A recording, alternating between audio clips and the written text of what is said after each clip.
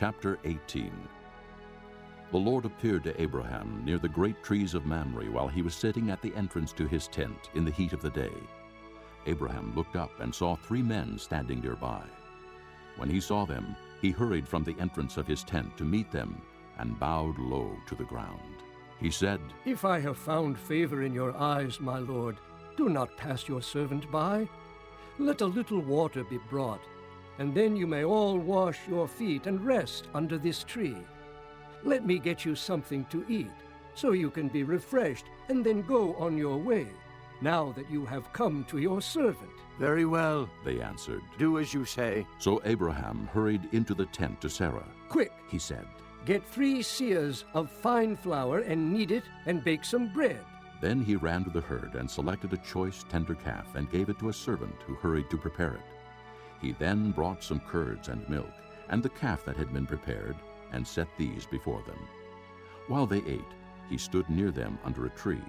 "Where is your wife Sarah?" They asked him. "There, in the tent." He said. Then the Lord said, I will surely return to you about this time next year, and Sarah your wife will have a son. Now Sarah was listening at the entrance to the tent which was behind him. Abraham and Sarah were already old and well advanced in years, and Sarah was past the age of childbearing. So Sarah laughed to herself as she thought, "After I am worn out and my master is old, will I now have this pleasure?" Then the Lord said to Abraham, Why did Sarah laugh and say, Will I really have a child now that I am old? Is anything too hard for the Lord?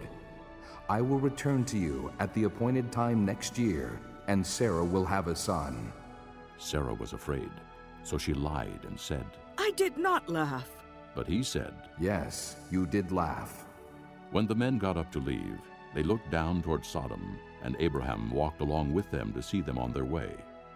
Then the Lord said, Shall I hide from Abraham what I am about to do? Abraham will surely become a great and powerful nation, and all nations on earth will be blessed through him.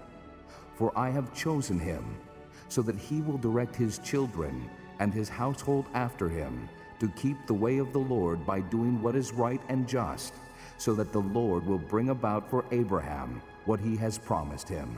Then the Lord said, The outcry against Sodom and Gomorrah is so great, and their sin so grievous, that I will go down and see if what they have done is as bad as the outcry that has reached me. If not, I will know. The men turned away and went toward Sodom, but Abraham remained standing before the Lord. Then Abraham approached him and said, "Will you sweep away the righteous with the wicked? What if there are 50 righteous people in the city?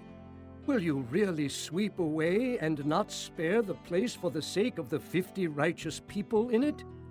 Far be it from you to do such a thing, to kill the righteous with the wicked, treating the righteous and the wicked alike. Far be it from you. Will not the judge of all the earth do right?" The Lord said, If I find 50 righteous people in the city of Sodom, I will spare the whole place for their sake. Then Abraham spoke up again.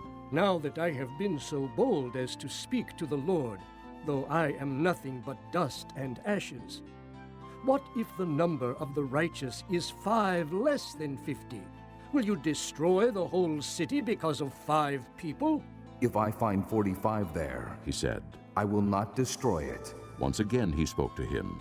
"What if only 40 are found there?" He said. For the sake of 40, I will not do it. Then he said, "May the Lord not be angry, but let me speak.